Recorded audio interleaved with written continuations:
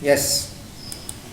So the moon's diameter is 1/4 of the earth. It is 3,84,400 kilometers away from the earth. It completes a revolution around the earth in 27 days. So that full moon and Amavasya also comes, Purnima and Amavasya, 27 days. Incidentally, it also takes around the same time of rotation on its own axis. It does not support life. There are several other tiny bodies in space, the asteroids that move around the sun. There is a belt of such objects called the asteroid belts between Mars and Jupiter, where only these things go around in high speed, and then they sometimes hit outside and they come into the atmosphere. There exist small pieces of rocks also, meteoroids, which also move around the sun. The Milky Way is the galaxy. A huge billions, a system of billions of stars is called the Milky Way we live in. The Milky Way is further a part of the bigger collection of galaxies called the universe. It's the Vishwa, the Mandal, it's called the universe. Bigger than collection of galaxies called the whole universe. Celestial body, an object in the universe but not on the earth.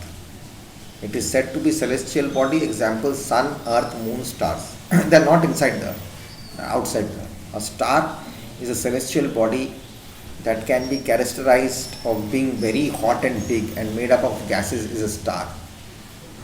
Now a star typically has its own light and own heat.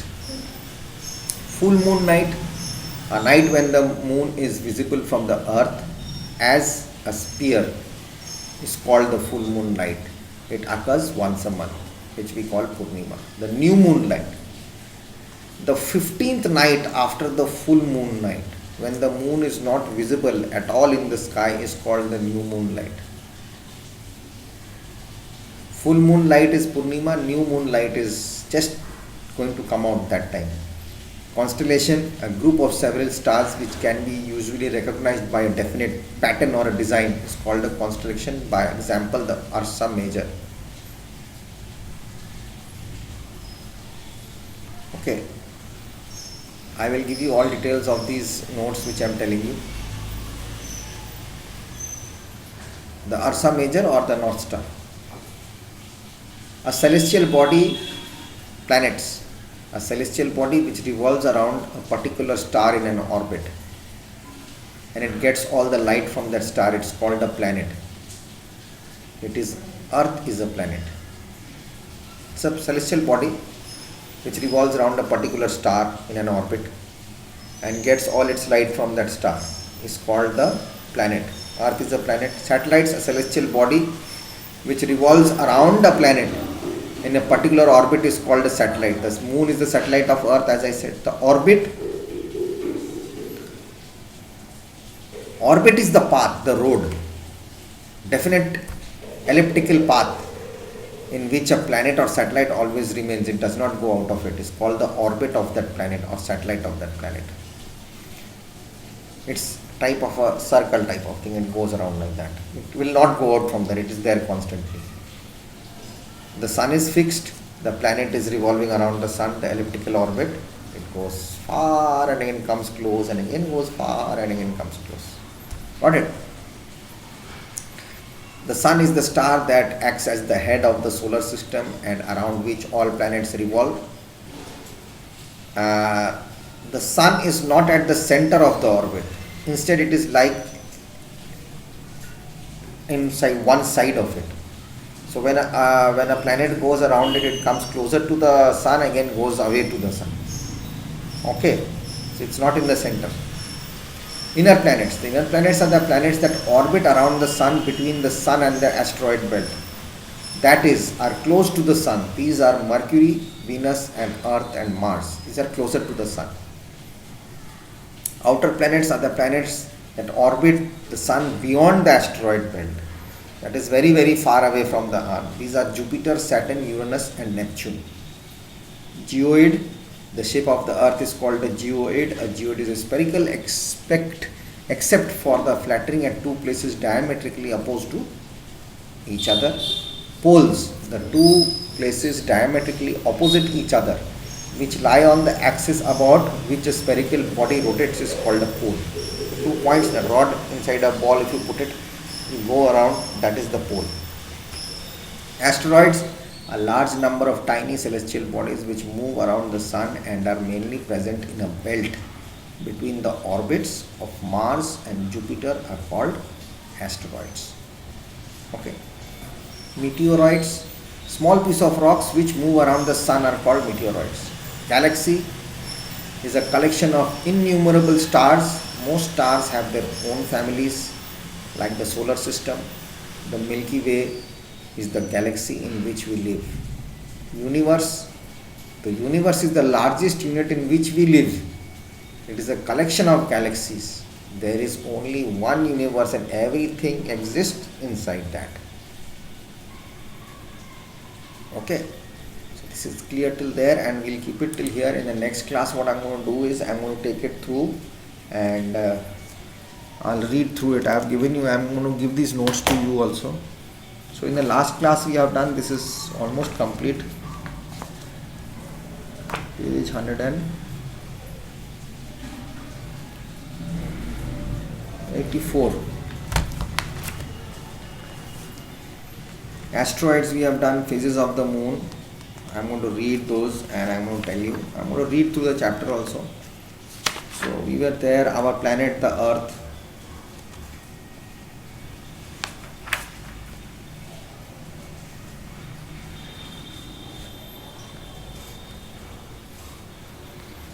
We were at the satellites. Last time we had done till Saturn, Uranus, Neptune. Okay, I'll read that again. Mercury is named after the messenger of the Roman gods. It is closest to the sun. There is a great difference between the day temperature, about 400 degrees centigrade, and in the night temperature goes about to minus 170 degrees centigrade. It has no moon. Okay. Venus is named after the Roman god of love and beauty. It is the second planet from the sun. It is almost the same size as the Earth and is known as the Earth's twin, Venus. It is visible after sunset, evening star, or before sunrise. It's called the morning star. It is very hot and has no moon. Mars is named after again the Roman god of war. It is known as the red planet. Mars is about half the size of Earth. It has almost the same period of rotation as the Earth. It has two moons. Jupiter is named after the ruler of Roman gods. You will rule. It is the largest planet in the solar system. Jupiter, with its 53 known moons and space known moons, it is often described as National Aeronautics and Space Administration, NASA, as a mini solar system. No, NASA calls it a mini solar system. Saturn is named after Jupiter's father in Roman mythology. It is the most beautiful planet in the solar system, which we call Shani. It has bright rings made of icy particles around its equator. Saturn, according to the NASA, has 53 known moons. Jupiter's father is Saturn. Shani, I don't know what is Jupiter called in Hindi. I don't know actually. Yes, I don't know. So Uranus is named after the Greek god of the sky. It was discovered in 1781 by William Herschel. Uranus also has rings around its equator. According to NASA, it has 27 known moons. Neptune is named after the Roman god of the sea. It is similar to Uranus in size and structure. They are called the twin giants. Neptune has 8 known moons. The word satellite means an attendant or companion. The moon was the only known satellite in the solar system till 1610. Today there are more than 100 known satellites in the solar system. Mercury and Venus are the only planets which do not have their own satellite. Satellites move around the planets from west to east. The satellites do not have their own light, they reflect the light of the sun. Now the moon is the heavenly body which is closest to the earth. The average distance of the moon from the earth is about 3,84,400 kilometers. Its diameter is about 3,480 kilometers.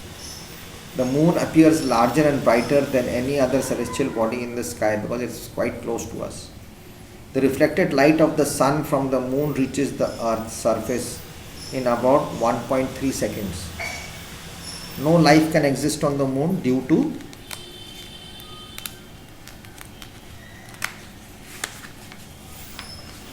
absence of atmosphere and moisture.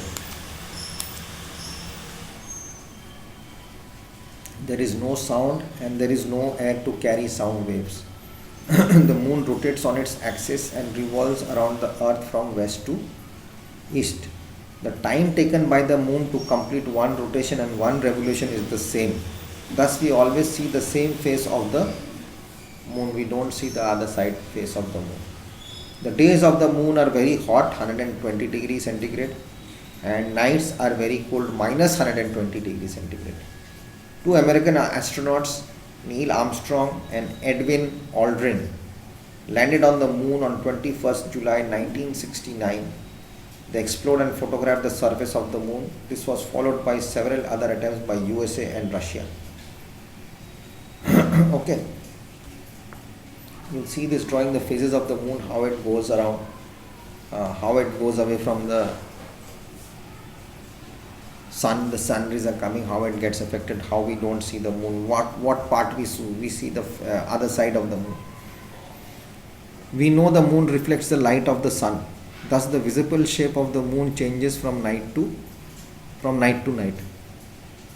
Its journey from new moon to the full moon, its visible portion increases and the moon is said to wax.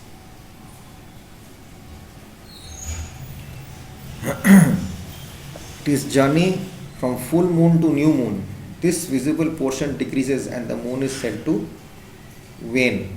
One is waxing and one is waning. When from new moon to full moon it's going, it's called waning, and when from full moon to it's coming down to new moon again, it is called waxing. Full moon to new moon, waning, and new moon to full moon is waxing. In fact, the moon is always half dark and half bright, but the angle of view from the earth keeps it changing. On the new moon day, the dark hemisphere of the moon faces the earth. Whereas the full moon day, the bright hemisphere is visible to us. Okay. Asteroids, I'll keep it till this full moon part. I want to come and explain this more again, so I don't have time today. So I'll come back and I'll let you know. Okay. So see you in the next class. Take care of yourselves and be good, be home, and I'll send you the notes and the question answers also. So you don't have to worry. Rest you have to do is the fill in the blanks, tick the correct whatever are there in it, and rest I'll take care of it. Okay, and I'll send you the notes also. It's going to help you a lot. So till then, be home, be safe, take care of yourselves. Bye bye. God bless.